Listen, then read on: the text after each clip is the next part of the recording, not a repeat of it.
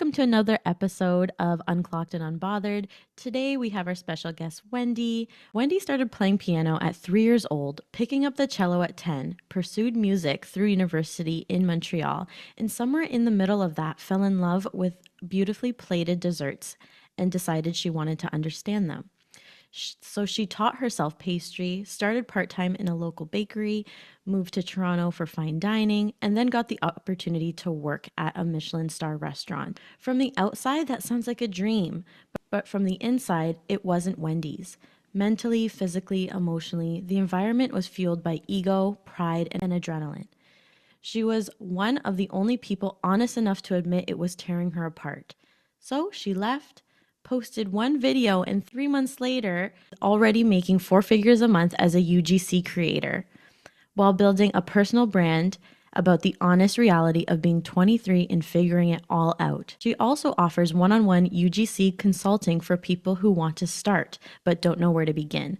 Wendy, welcome. I'm really glad to have you here.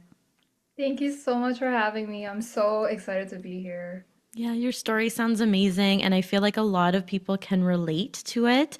And we get to learn about UGC, which we're seeing kind of rise up in social media. But before that, I want to kind of start with the before. So I want to start at the beginning because I think your story is one of those where every chapter almost feels like a whole different life. You started as a musician, you taught yourself pastry, then ended in one of the most intense kitchens in the country. How did those all connect? Like, take me back. Yeah, I feel like, honestly, I can't really say this, but I feel like I've lived so many lives, in quotes. I started piano, like you said, when I was three, and I've basically immersed my entire life in music. And because of music, I missed out on a lot of different things, but at the same time, I had a lot of different opportunities come up because of music. So, in that sense, I'm super grateful for it. And then when I was 10, I picked up the cello and then just decided to pursue it, like full speed. And then I went to university in Montreal for cello performance. And honestly, music has taught me so much, like discipline and just practicing every single day and fully dedicating my entire life to it. And I'm super grateful for that because I can apply the skills that I learned from music all these years into the things that I do now because essentially I'm like my own boss now and I Mhm. manage everything and I have to keep everything I have to like keep track of everything. So I think that's like my main takeaway. It's so crazy because during COVID, I discovered that I had this like profound love of like baking. So I started my own YouTube channel. I was like documenting like my recipes, making it super aesthetic. I really enjoyed that. And I couldn't give up music yet because I had already decided that I wanted to go in music. So I had to put that aside for a while. But then during university, I was like, maybe I'll like work in a bakery.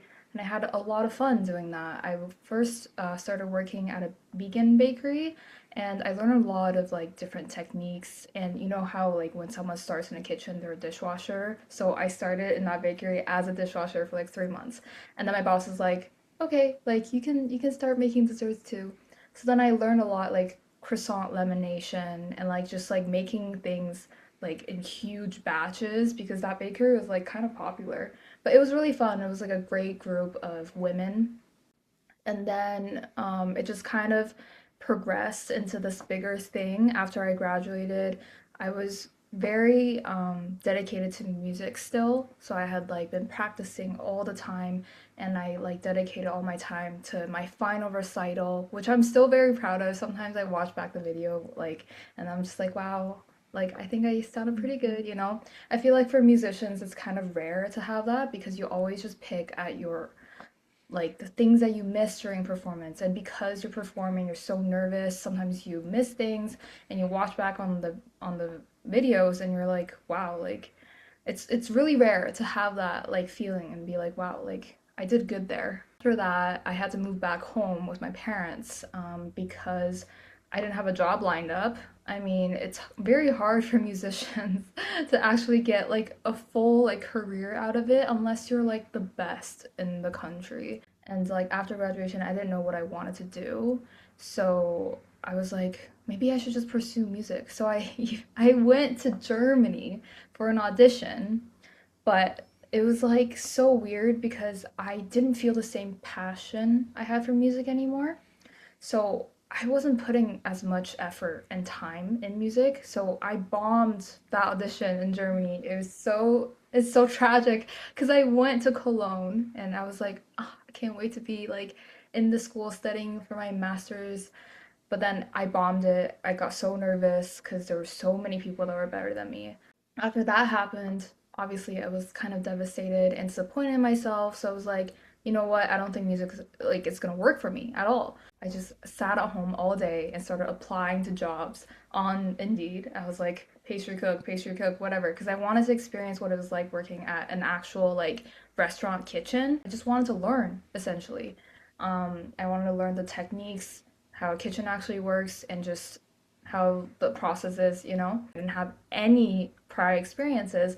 And somehow, I don't know why, but one of the like best fine dining restaurants in Toronto, the pastry chef was the only one to respond to all of my resumes, all of my applications. I swear I sent like 50, but he was the only person who got back to me. He was like, come in for a stage. It's where it's like a trial shift, you don't get paid. But he's like, come in for a stage and bring tweezers, your apron, your chef's coat, and black pants and work shoes. And I was like, okay, out of all those things, I only have work shoes. So I scrambled to buy all of like the stuff that I needed. And he's like, don't worry about the tweezers, like I'll provide you with some. I was like, okay, I wouldn't even know where to get them, right? So I was living in the suburbs at the time. So I had to like take the GO train to Hmm. downtown Toronto, and I went in for a stage, and somehow they hired me, and I was completely in shock. So then I worked there for like 9, 10 months. And this was like a bit after the pastry chef left because I had learned so much there. He had provided me with so much just education and technique. And I was so like, I'm still so grateful for him for just like teaching me all the stuff. And then I was like looking for other jobs, and for whatever reason, that restaurant, the two-star Michelin restaurant, was hiring, and they posted a story on Instagram. So then I emailed them. I was like, this is my resume. So then they got back to me, and I went in for actually two different stages at the time, and this restaurant was like really far from where I was living. So I like traveled all the way there, worked for free, came back. Second one was paid, but they did not pay very well. So I went again, and then at the end, they hired me for a salary job. It was very low paying. They told me that it was 3 days off, 4 days on. And when we're on, it's salary. There's no like beginning or end times. So it's like whenever we're finished, we finish then. They were not very transparent about everything, and that kind of rubbed me the wrong way. It's crazy because I was there when they got their second star, Hmm. and everyone was like so ecstatic. They were like, celebrating. It was like on a Thursday, so it was basically the beginning of our work week, and they were so excited. They were like, "We have to go out for drinks," and I was like, "No, like I just want to go Hmm. home and sleep because we start at 10 the next day." I think the main thing it's taught me is my own limits. It's really pushed me to my own limits. I feel like that was when I hit rock bottom, like mentally, emotionally, physically. Like I look back and I really don't understand how I was able to even stand the next day. Like working 14 to 16 hours a day standing is insane. And we didn't have like real breaks. We had staff meal and it was 10 to 15 minutes every day that we Wow. worked. So I Hmm. honestly don't know how I did it. I look back and I'm like, wow, like how did I do that? So Yeah. yeah, it was just like it just kind of like destroyed me mentally and it almost destroyed my relationship. It really just took away so much of me and drained me. But there are so many people out there who are really passionate about the craft and the world of fine dining is huge and people just like would throw away everything to learn. Yeah, like that kind of that pursuit of passion or that purpose that you have. And we're kind of waking up now and being like, we're allowed to be paid for our passion. Yeah. And um Yeah, like it almost felt like when you were observing those people like celebrating this Michelin star, like their second one, it was a Thursday, and you were just like, I'm prepared to just go home. For a time where you started to feel kind of alone. Why are these people so high performing and they're not gaining like this experience and I'm getting a whole different perspective from it? When did that start and how did that carry out? No, it's crazy that you mentioned that because in one of the videos that I made, actually, I said it was kind of like a cult, and some people agreed with me because like everyone is fostered to have that same mindset of like our restaurant is the best and every single other restaurant in the area or in the country are worse than us. So they look down at the people, the food of other restaurants that could be just as good, you know? And just because they don't have that award, they don't have the Michelin star to show for it, people in the kitchen always look down on them, and it's a super small team. So like everyone has that same mindset. They're all on the same wavelength. I obviously always felt alone from the very beginning because I was like, I don't fit in here. Like I cannot see myself talking to these people. They feel like fake almost. Like everyone's putting on a facade for the restaurant.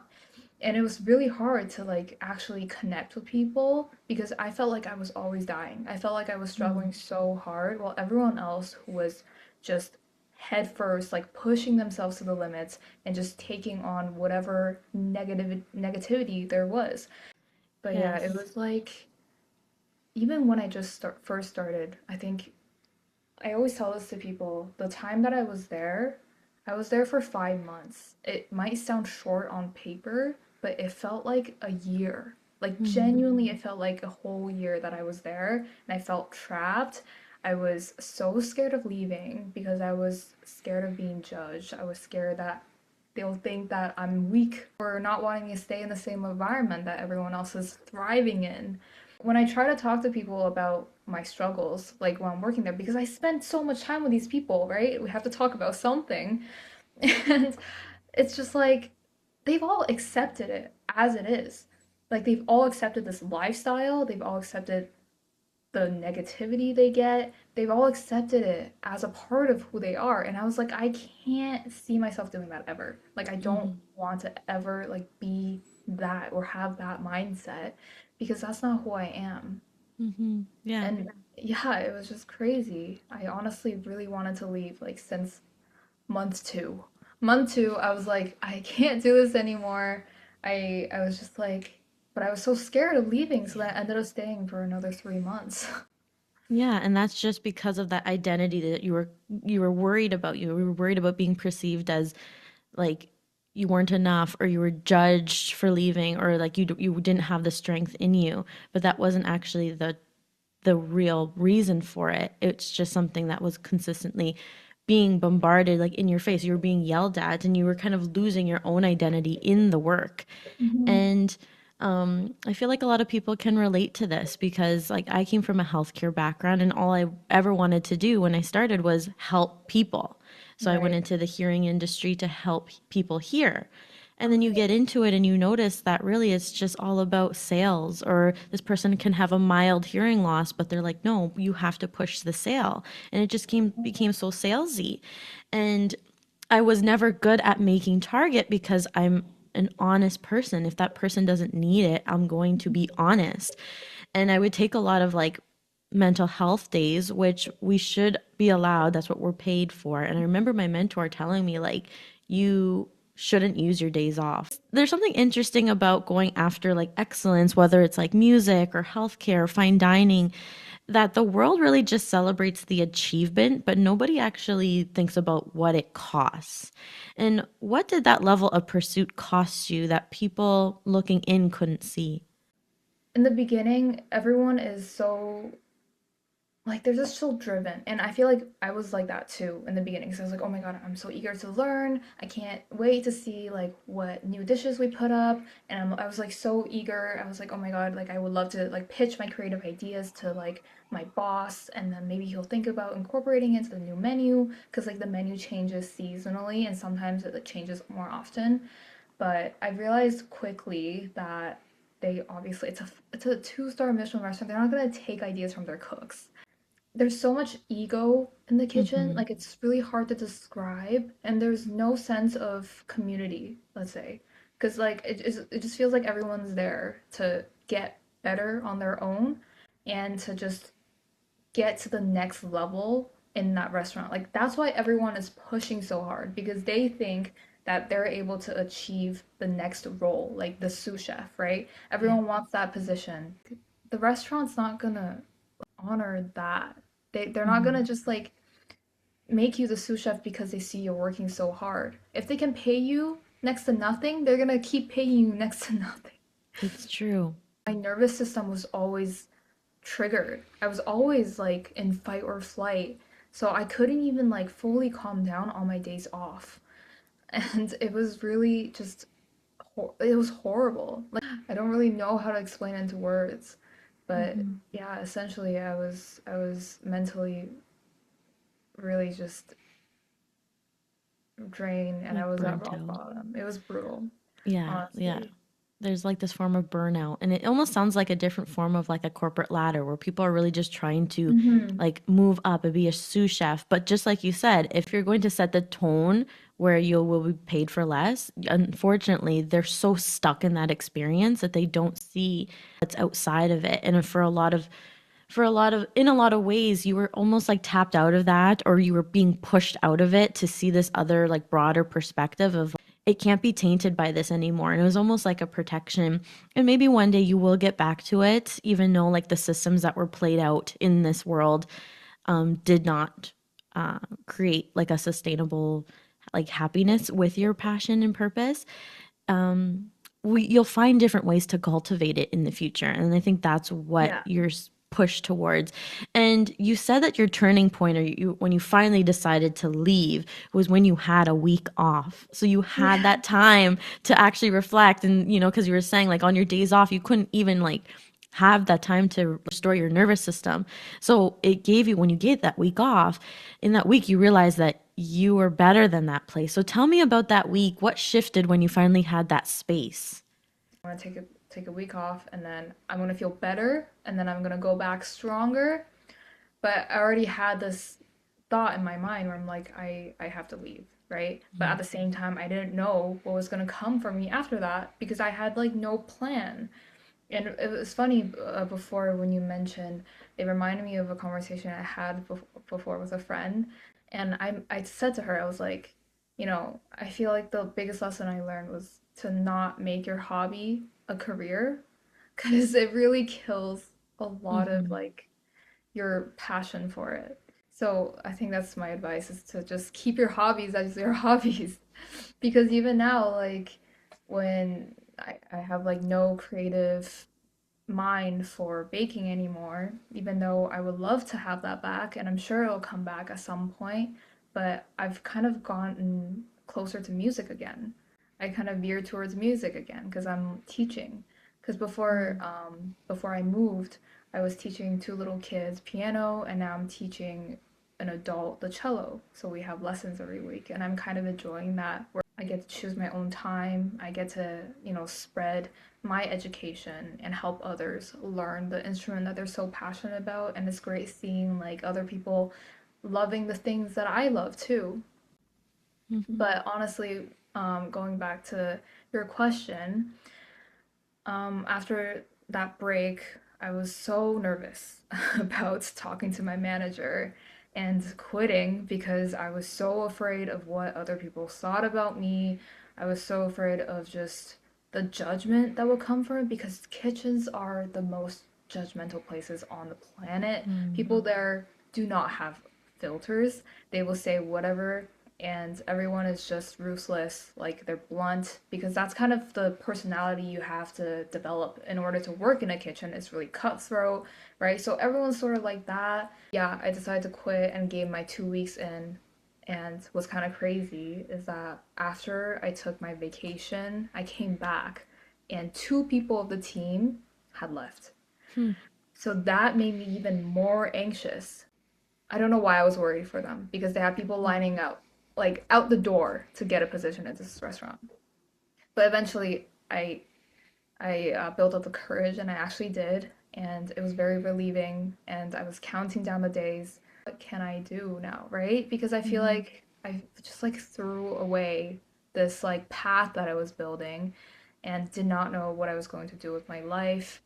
I don't know. I don't know what I would do with music. I don't know what I would do with baking because honestly, those should have just stayed as hobbies. Yeah, it's kind of weird like reflecting on these things and thinking back Mhm. because it's Yeah. just like, wow, like I went through a lot, I feel like. Oh yeah, definitely. I think there was like a personal battle on top of the external one of having to decide to leave.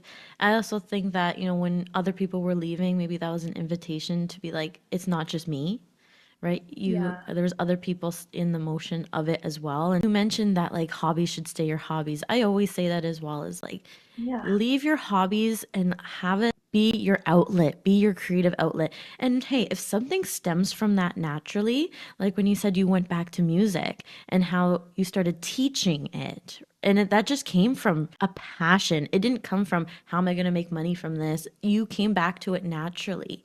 And I'm hoping that maybe one day that will happen for you again with baking. Yeah, that was a big step for you. And the biggest fear that you had was the fear of being perceived, which Mhm. is super specific and honest because a lot of people go through that. And when you posted your first video publicly, the one that you Mhm. mentioned in the intake form, where were the fears that came up then? Like you did mention that there was some haters and you had to go through that, but you did it anyways. Yeah, honestly, the fear of being perceived, I think it's because like I have been so interested in posting content for so long because as I mentioned before, I started posting my like recipes in 2020, but those were faceless. I wasn't in any of them, and even though I tried to be in some of them, I was like, oh my god, this is so cringy. I hope nobody sees this. I was so afraid, and I was just like, you know what? I'm just gonna do faceless. I'm not gonna show my face. I'm not gonna talk. It's gonna be ASMR. So I did that for a bit. And like over the years, I've dabbled in like certain TikTok like niches, certain TikTok accounts where I'm just like vlogging and stuff. And none of them I actually stuck to. I was just like posting them for fun. But when I decided to make a new account, it was because it stemmed from my experience at the restaurant where I was like at my rock bottom and I was like, something has to change. This cannot be my life going forward. So then I wanted to kind of make an account for other women who are struggling with like trying to navigate their 20s, going through the thick of it and growing at the same time because we're all in our growing phase and it sucks. Genuinely it sucks. And I just wanted to be kind of the relatable person to be like, "Oh, maybe I'm not the only one going through this." And also tell my story because I was Mhm. so wrecked by this whole experience. I was like, I have to tell someone. But Mhm. when I first started this account, I had done a lot of research prior about like content and like social media because I was like really interested in it. And I heard someone say something that really kind of um, clicked was that this creator said, when you're posting content, it's not about you. It's about the people who are watching your videos. You are sharing your values, you're sharing education that from you and you're teaching other people and you're sharing your journey, but in the end it's not about you. So it was kind of shifting that mindset of like, oh my god, people are looking at me all the time, like I can't speak the way that I want to or like just be so scared of it. It shifted that to being like, oh, I'm someone who can provide other people value and education and it's something that people might want to watch. So why not just do it, right? Mhm. So Yeah, yeah, that was kind of like the point where it was like, oh, okay, it's not about me at at the end of the day. So I that's a think really that good way shift. to shift the perspective. You have to take yourself out of it, out of the situation, and be like, listen, if my story can help people and like shift their perspective, I want to provide for this world. And maybe that I was pushed into those situations and I have this voice. And although I don't necessarily feel like I fit into this voice or fit into this space just yet, you create that space for yourself. And that's the freedom that you're handed, when the matrix kind of spits you out and chews you up and spits you out. You Yeah. have to kind of create that for yourself because a job will never give you that security or freedom that you've been sold. So yeah, that story can resonate with a lot of people. And I always say this was like social media used to be a space where you could just post and not care. There was no performing back then.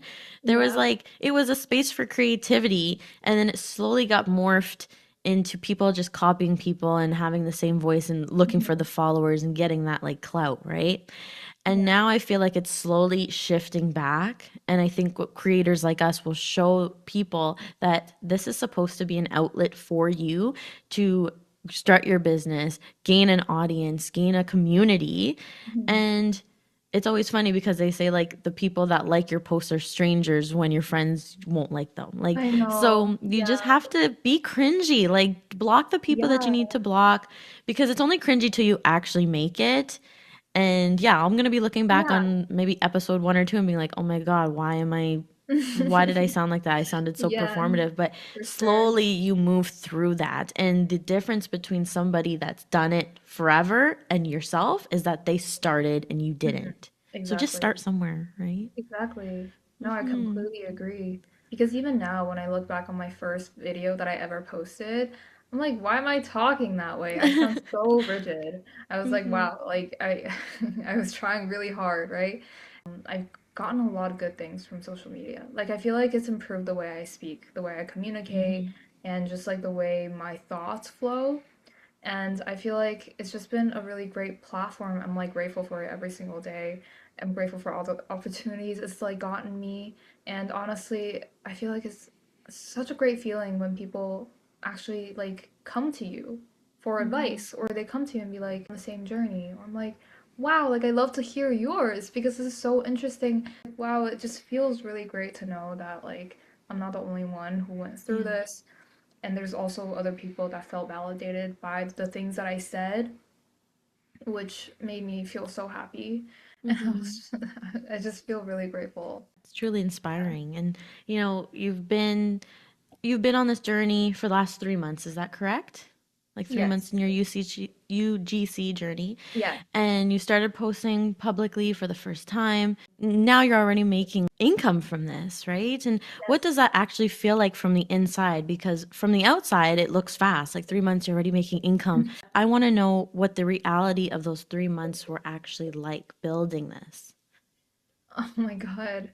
That's so funny because in the beginning, like the very beginning where I decided that, oh, I want to try this out was because of the job obviously and also because I had 3 days off. So I was like, you know what? I can make use of this time. But I didn't take into account how like drained I would be, how burnt out I'd be. So I kind of forced myself into it. I did a lot of research. I watched a lot of people talk about UGC, and a lot of those videos were actually contradicting. So it took me way longer to get started than it should have Hmm. because like I was getting a lot of different advice, a lot of different opinions at first. It's very hard to know who's telling me the right things, and also everyone else's experience is so different with everything, right? Everyone's own personal experience is so different. I decided to start UGC. I applied to a lot of different platforms. It took me a long time to get those applications in because they all require different things. And I was just like slowly doing the things that would kind of propel me into actually landing real deals. And honestly, UGC, it was so overwhelming and stressful at first because it's so crazy. It's like I'm a freelancer now, right? So there's no one to mentor me, there's no one to guide me, there's no one to tell me what I'm doing right or what I'm doing wrong. So it's all kind of trial and error and faking it till I make it essentially the whole entire time. And that's like something I want to resolve with other people. I don't want other people to kind of go through that same like overwhelming process of not knowing what to do, feeling like I'm doing not enough, feeling burnt out because like there's just so much happening. There's so much you have to keep track of. So that's like what I want to help with my consultations is to create that shortcut for other people and not have them go through the same long process that I did. But honestly, I used to like wake up every morning and open my laptop and sit there for like 2 hours straight sending cold pitches to like different brands that I found online. And I didn't receive any responses because at the time I didn't have a very good portfolio. I was just starting, so I didn't actually have any experience working with brands. I just had like the videos on my portfolio, which were all just taken from like products around my house that I made.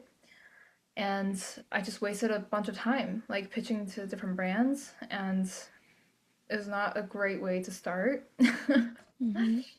So I do want to kind of eliminate that stress for other people. Oh, that's amazing. That literally reminds me of why I started this podcast. So I was in the middle of like, how am I going to make money? How am I going to sustain this life? Like, what am I supposed to do? And I was looking and I stumbled upon UGC creating. I stumbled upon so many different like avenues of making money. And I was like, but so many people are doing it. And there's so many different resources out there, YouTube videos. And I just got so Yeah. overwhelmed. And me myself, I've been working on like my business, which is like transformational healing. So I help women heal through fertility, through all different kinds of facets of like healing space. And I'm like, do I do more of that? So I showed up more consistently to it, but I'm like, I only know how to help women in fertility. What else am I supposed to do? Like, how else do I make money? So I'm like, why don't I just like start a podcast where I find people that I find really inspiring? So you were one of the people that I found very inspiring about UGC. And I was like, come on the podcast so we can talk about it. And then people can find you, and we create this community of people where actually trust the source. We can get their story because you're not just like, oh, I just jumped into UGC and like that's how I did it. No, you had a story. So all of these guests that I have on the podcast have a story that backs them up Mhm. and that they're a reliable source for people to kind of come to. And now, we mentioned the word UGC, but for anyone listening who doesn't know what that is, can you break it down maybe more simply? Like, what is it? How does it work? How did you figure out that it was something you actually want to build income from? Yeah, of course. Thank you so much, by the way. I'm very flattered that you said that. I think what you're doing Of is really course. amazing. But UGC is short for user generated content. It's where brands they scope out creators who are usually like small because they don't want big influencers because that means they'll have to pay them more. So brands scope out little like small creators who they think will be able to do what they want for their brand, and basically the creator will make videos for the brand, and most of the times the creator doesn't have to post on their own socials at all, so brands will take that video, they take it, they're like thank you, they pay you, and then they post it on their own socials. And sometimes you might see like different ads when you scroll on Instagram. Those are all UGC. So some brands really value UGC content, so they hire more creators, while other brands, like bigger brands, sometimes they don't. They just use like celebrities or like founders or whatever that they think will suit their brand more. But I think a lot of people don't know is that UGC has like it's not a saturated market yet, I think, because there are still so many brands popping up, especially in the age of AI. So, especially in the tech world, like anyone can make an app nowadays. Anyone can just like code an app, and there will always be apps that are trying to find creators out there to market for them. And that is called Canvas UGC. Essentially, creators will create a new account dedicated for that brand, and it's usually like a base pay with view bonuses. So if you get a certain amount of views, you get a bonus. I feel like when we hear UGC on the internet, it's like it's put so simply where it's like you can make money even without followers. Mm-hmm. It's like takes no effort, no time at all. You take 1 hour of your day, make videos, and then you make however many dollars. But it's more than that for sure, especially if you want to make it like your full-time income because you're essentially your own boss. You have to Yeah. manage everything. You script, you edit, you film, like all of that and try to fit it into your week. But I think I really like it because I get to make my own schedule. I Mm-hmm. get to go to the gym, do whatever whenever I want, and it's freedom, right? That's the thing that I Mm-hmm. was craving at my last job. Is that, at like conventional jobs, you don't get the freedom like that to do that. But at the same time, if you want to become a full-time UGC creator, each month the earnings is going to look different depending on how many brands you land, depending on the pay, the rate, whatever. So I think there's like pros and cons to both sides. Mm-hmm. For sure, it's like that with everything, right? With everything, exactly. Yeah. But honestly, like for people who are working 9 to 5s, I think that this could be a great side hustle because you get time after your 9 to 5 to kind of look more into this. And if you have time, you can just like make a couple videos, earn an extra like 200, $300. I think it'd be great, honestly. Cool, because I think that maybe people put this loop in their head that it's so saturated that why even try? But you can start from anywhere. Now, you do have that discipline from music and culinary that gives you like that discipline to always show up and be consistent. So when you were mentioning that, you spent what you would open up your laptop and spend 2 hours cold emailing everybody. When did it start to shift for you?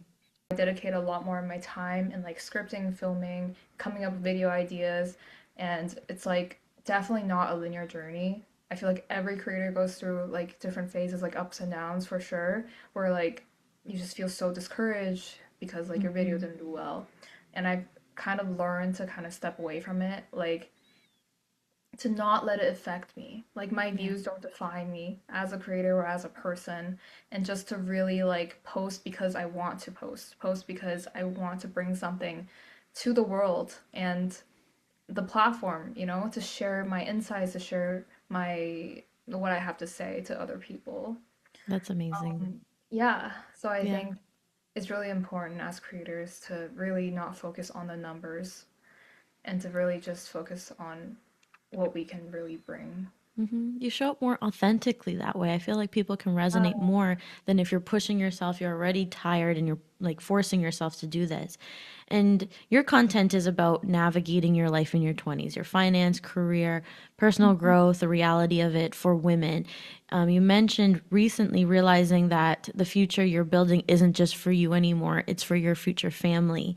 And can you talk about that shift? Because I think that changes everything in how you show up. Honestly, I feel like I've grown a lot as a person since a year ago. And I was actually having this thought to myself like yesterday. I was like, wow, I guess this is what growth looks like because I look back at who I was like a year ago, 2 years ago. I'm like, I wish I was her right now. I was like, Mm-hmm. I envy her because she was so carefree and naive, didn't was kind of like stress free, just wanted to learn, was so eager, right? I'm like, I miss her. But now I feel like I'm at this point where I'm like, I kind of actually have to be an adult now. Like I'm getting my first car this week. I realized that what I'm building isn't just for myself anymore because what am I gonna do alone with $1 million in 10 years if I'm not building towards something bigger than myself? And I feel like for me, I've always wanted a family. I've always wanted to be married, always wanted to have kids. So, like, my plan for myself when I was like 7, I was like, I'm gonna get married at 25 and I'm gonna have kids at 27. I don't know if that's gonna happen, but I've always wanted that for myself. So now I'm realizing that I actually have to do something to actually pursue that life, right? Mm-hmm. So, like, I was having this conversation with my partner because he was like, "What are you gonna be doing if you're earning so much money and you're like not thinking about the future?" Right? So we were talking about that, and that's when I realized I was like, yeah, you're right. Like, I need to be doing this for something bigger than myself, for a Mm-hmm. family, and to just like build a better foundation because we, like, both of us didn't grow up very wealthy. Like, none of our family are like actually like well off. So we both grew up really poor. And like, my family immigrated to Canada when I was 7 and my mom became a single mother like shortly after that. And she was left here in Canada with her two young, like her two toddlers, and she had to figure it out somehow. So she was a single mom, she didn't speak the language, and she was basically left alone in Canada. Right. And it was hard. We like struggled when we were growing up, but I'm sure she like tried her best to not let us know. But I feel like starting from a very young age, I somehow had the realization, it's like, oh, like I shouldn't ask for certain things. Like I shouldn't ask for certain materialistic things because we don't have the money for it. And I always knew we were not well off. I always knew somehow. I don't know how, but I always knew, and I made sure to not like add additional stress for my mom because she was always struggling, like she was working at like factory jobs. She was just taking on whatever she could. And this kind of led me to be like a more maternal figure for my younger Mm. brother. So, yeah, I feel like it just changes a lot of things. And because of the childhood that I had, I don't want to repeat that cycle for the future generation. And which is why I'm working so hard to pursue what I want and to just, I keep saying like build a foundation for a better future. Yes, thank you so much for sharing that story because I think Yeah. it really shifts what a lot of people don't talk about Mhm. when the motivation stops being just about you and you start building from a place that is beyond you. And it's not necessarily from pressure, but it's more from like that purpose or that maternal instinct. And those are two completely different feelings. But before we keep going, can you tell people what you have available for them right now? I do know that you mentioned that you have your UCG course, but maybe we can talk more about that. Everything will be in the show notes, but this is like your little platform to explain more if you'd like. Oh, that's awesome. Thanks so much. Of course. So for my UGC consultations, I hold those so there's an option of doing one session a month, so you can just like see how it plays out. But I highly recommend doing bi-weeklies because that kind of really lights a fire under your ass and for you to actually do the work in between sessions. And it really just helps with propelling you forward and actually getting successful into the industry. I feel like I wish I had this when I was beginning, when I was just starting UGC, because I really wish I had someone there to tell me what I was doing wrong, what could be improved. I wish I had a mentor to tell me exactly what I needed to do in order to get where I wanted to be. So that's what I want to do for others as well, especially people who are kind of uncertain about their career right now or just kind of want an extra income source. So I think this would be a really great way for me to help them. And a lot of people come to me and they say they want to do UGC, but I feel like everyone's desire is different. The way that they view like a side hustle is kind of different. Because some people come to me, they're like, "Yeah, I want to do this so bad. Like, I want to be successful. I want to do this so bad," but they're not willing to put in the work or the time or the effort to do it. So it's kind of hard for me because I'm just like, okay, like I'm giving you the right resources, I'm giving you the right information, but you're unwilling to put in the actual work in order to get there. So it's a little frustrating, but if you're really serious about it, I am all in. I just want to help you to achieve your goals with UGC, and I'm going to share everything that I know to you so that you have like the best kind of the best time with UGC and you don't have to stress over little things like I had to. Yeah, so if you're passionate about UGC and you need a mentor to help you along the way, Wendy is your girl. Everything is in the show notes. And if you've been thinking about UGC and have no idea where to start, but you have that motivation, her consulting is exactly what you need.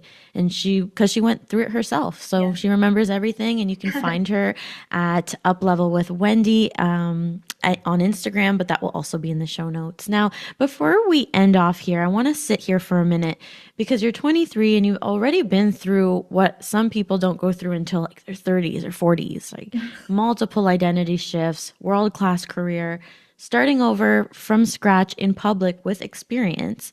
What has all of that built in you? Like, who is the Wendy that exists now that couldn't have existed a few years ago? Yeah, I feel like I'm a completely different person than I was a year ago. Just a year ago. Like, it's Mhm. crazy to say that out loud because even when I'm looking at photos of myself and the things that I was doing and the things I was desiring at the time, I'm like, who is she? You know? Because I feel like I've grown a lot as a person because of those things that I went through. And also, like, my partner has helped me through a lot of, like, revelations about Mhm. myself. So I feel like I've grown a lot as a person. And when I look back at the person I was a year ago, I was like, wow, I was so naive. I was so just like carefree, like not a care in the world. And now I'm looking at her, I'm just like, yeah, I kind of miss that. But at the same time, I'm so grateful for all the things that happened to me because it led me up to this point. And to me, I always tell myself this, I'm like, everything happens for a reason, and I truly believe that. I like thank the universe every day. I'm like, thank you for like giving me these opportunities so that I learn more about the world and also about myself. But before, I was more passionate about learning how to bake certain things, going to different cafes. Like, the Instagram, like, perfect picture life that we all Hmm. desire. So I was kind of more like that, where didn't, I didn't have the knowledge to care about the more important things in life. Yeah, I definitely see like, every year you are going to change. You might look back on this podcast episode next year and be like, "Oh my goodness, looks what's changed now." Like I think we're about 5 years different. So we can like I'm 28. So you'll notice Mhm. that I can see these things in you where you're just starting to realize like, "Oh, like I have to pay for like these bills or this Yeah. car, right?" And it's like, you know, that once like naive, like curious mind is now like set in a reality, but you're still making it your own reality. You have this freedom to choose what to do next and what lights you up. You've learned things that not a lot of people have gone through at such a young age, where you get that it's not about your age, actually, it's about the experiences that you've gone through. And you'll continue to transform and cultivate that person. And I like how you said that you notice that in pictures you look different because Yeah. when you set yourself, it's almost like when you shed the skin or this shift in Oh identity, my you God, look yeah. different. Like I used to be so tired. I looked older back when I Oh was my God. 23 than now. Step more into Oh. yourself. You have more self-confidence. You do things that make you happy and you literally will like reverse age, No, right? seriously. I feel like it's just so important. I feel like I'm at this point where I'm learning how to be more grateful for everything. Hmm. I try to practice like gratitude every single day because I'm just like, not everything, like everything happens to me for a reason. But before, I was just like, just carefree and like whatever happens, happens kind of. I was just like letting everything happen and for me. But I have been really lucky, I have to say that. I feel like I have been really lucky, like especially with like my jobs in the food industry because I was only in the industry for 9 months and I got a job at a two-star Michelin restaurant. Like that doesn't happen often. Mhm. Um, but yeah, I feel like growth is uncomfortable. Growth is so Yes, uncomfortable and it's but it's needed. scary. It's But you need to like realize like the things that you went through, like you don't want to go back, and that's what will keep driving like the resilience and the freedom that comes with choosing this path instead of the other path. And I think it was easy to get into those jobs because they were meant for it to happen, for you to learn that that's not what you actually want. Yeah, that's a great way of Hmm. putting it. Honestly, I've had that realization like you get to choose your hard. Like everything is Hmm. hard. I used Hmm. to always say that. What do you want to say to the person who's in this high performing, high pressure environment and they're quietly falling apart inside, maybe feeling alone, like in that state that you were, but can't figure out how to leave? What would you say to them?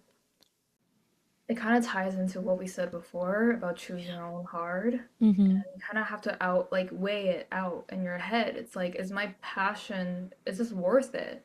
Like ask yourself, am I getting everything I want out of it? I used to make like a pros and cons list for all my like big decisions. And I think it's kind of just like a strategy to kind of think Hmm. through things and be really reflective about it and truly be honest with yourself. I'd say, just from my perspective as well, is that if you are in it and you're already questioning things or you're questioning, like, you're kind of just like awakened or feel alone in it, maybe Mhm. continue on that journey of seeing, like, using the pros and cons list or learning more, getting curious about where this is coming from and stemming from, Mhm. because you can ignore that voice for a little bit, but it's going to show up clearer and clearer. Like the universe, if it's calling you, it's going to keep calling you, Yeah. and until a point where you are going to be pushed out of it, either mentally, physically, or emotionally. So Yeah, like take seriously. that as an invitation to go deeper. And for our content creators here, what would you say to the person that is starting something like content, UGC, a brand, anything, but the fear of being perceived as louder than the pull to start? What would you actually say to those people? Ask yourself, why am I scared? Like, what is there to be scared about? And actually verbalize the reasons, like write down the reasons if you have to, why you're scared, and seeing if it actually makes sense in real life. Because sometimes our thoughts distort reality and our emotions distort reality. And because being on the internet is so personal and it's hard for sure. It's scary to think that so many people are watching you, but at the same time, like the mindset shift I mentioned before, it's just important. If you truly want to do this, it's so important to view your audience as something that's more valuable than your fear of being perceived. Yes. And take those micro actions every day. Even though it doesn't look like it's life changing, start somewhere. And Mhm. there's no version of you that's going to feel completely ready. Yeah, But ready is something that comes after yeah, you post those videos. no, exactly. Like Hmm. start when you're not ready. Like Yeah. that's the time. Like you're never gonna feel ready if you don't start. And at one point, like even the biggest creators, I've seen some videos of people talking about how they're still scared. Like they're still like scared of being perceived or judged because it's vulnerable. You have to be vulnerable, right? Because you have to show that you're a real person to be Hmm. able to connect with the people that you want to connect with. And it's Hmm. just really important to kind of shift that perception of posting on social media, especially when you have something really good that you want to share, especially if you just really like feel like you would thrive in it. I feel like don't put those barriers up before you even like start, before you even try, because you Yeah. never know where it's going to take you. And And the self confidence will grow over time. yeah. And I Yeah. think it's important also to imagine what sort of life you want to have with social media. Like if you can see yourself in 5 years and you never started social media, what would how would you feel? Would you feel regret? Would you feel like, man, I wish I started, like why didn't I, and just like beat yourself up? Or would you rather like start now and then in 5 years you'll get somewhere and you'll look back and be thankful that you did? You also learn more from your failures than your success. So if it's a Yeah. failure, by that 5 year mark, you would probably have created something that's totally different. It's going to lead you on a different path, but you need to start somewhere and you can't let that cringiness or the vulnerability stop you. And the self confidence does grow over time. It's Yeah. scary. No, like exactly how you said it. It's just like you need to consistently show up as that person in 5 years. You Yeah. know, write down your pros and cons, write down who you want to become, and take those actions now because you're not just going to magically wake up and be that person. If you want to be a doctor, Exactly. you're going to have to go and take those steps. If you want to do Exactly. this, you have to take those steps every day. Exactly. And I feel like that's the thing with social media. It can be really inconsistent and like it's just you don't know what's gonna happen. And the unknown is what's so scary to everyone, right? Yes. It's such a scary thing. Like I always say that I'm so scared of my future because I don't know what it's gonna be like. I wish I can time travel and see what life I live in 5 years and then come back and feel okay about myself. But that's not a thing yet. So Yeah. I can't really do that. Yeah, like in my work of transformative healers, it's like you see these like intuitive hits of what can be, but it's a potentiality. And as a human, we come down with the free will choice to create our reality. So even if you see yourself in 5 years, what do you actually want to do now that makes you happy? So live in the present as well, right? And like the For sure. future will kind of come as you grow and expand because the universe will never give you more than what you're ready for. So you also need to Mhm. go through those learning lessons and shed that skin to be able to embody like the next step. And that's what this podcast is about, is seeing what people have gone through to see what has come out on the other side and continue. I can't wait to see where your life goes and the more identity shifts that become Wendy, right? So that's just such a beautiful story. And I'm so glad that you were on this podcast today. You shared so much like reliable source, and you're so easy to like resonate with. I feel like a lot of people are going to love this episode, and it was so nice meeting you. Do you have anything else that you would like to share before we end today and this podcast? I was just gonna say what you said was beautiful. I love the way you phrased everything. And I kind of want to share that with my content too, right? It's like everyone's going through something. And it's easy to judge from the outside, but I just want to create a community where people can come together and say, yeah, like let's all struggle together. Like Yeah. let's all do it together. We're in the thick of it together. But yeah, I feel like I'm really happy with like where I am now. Obviously, I want to build, slowly build it into something bigger. I don't know what yet exactly, Mm-hmm. but that's like really what's my goal right now. They That's can all. take your story and be inspired from it. And it's all about the journey, right? Not Yes. always about the finish line. I love how you also mentioned that like you want to be in a community of people that can understand it and they're in the thick of it, but it's not from a point of like misery likes company. It's from people that are ambitious. They come from the high performance, but they realize, hey, my nervous system is worth more than this. And Mhm. I'm creating from a space of like freedom and resilience and all this experience. I'm not starting from scratch. Maybe I'm starting from the rock bottom again, but it's in a new perspective. And let's just all share about it and talk about it and grow together. That I love that community, and that's what I'm trying to build as well and co-create together. Oh, I love that. It's like before when I was working at that restaurant, I feel like I had no community. So that was It's extra true. hard because I had no Mm-hmm. one to relate, like no one that related to me. Yeah, so it was like Mm-hmm. hard to live. It was hard to exist, and I was in a town where I didn't have any friends too. So I had no friends outside of work and no friends inside of work. So that's why I think I struggled extra hard, and that's kind of one of the reasons why I created my accounts was to build something, and one of the reasons why was to make friends, honestly, Mm-hmm. to just talk to people and just make them feel validated. And I think it's just so important to kind of foster like relationships with different people who are kind of on Mm-hmm. the same path as me. Mm-hmm. And yeah, I think it's very precious too. I think especially as women, we women need more women to remind them and uplevel them, right? Yes. So I'm glad that we were able to connect and share your Yes, story me today on too. the podcast.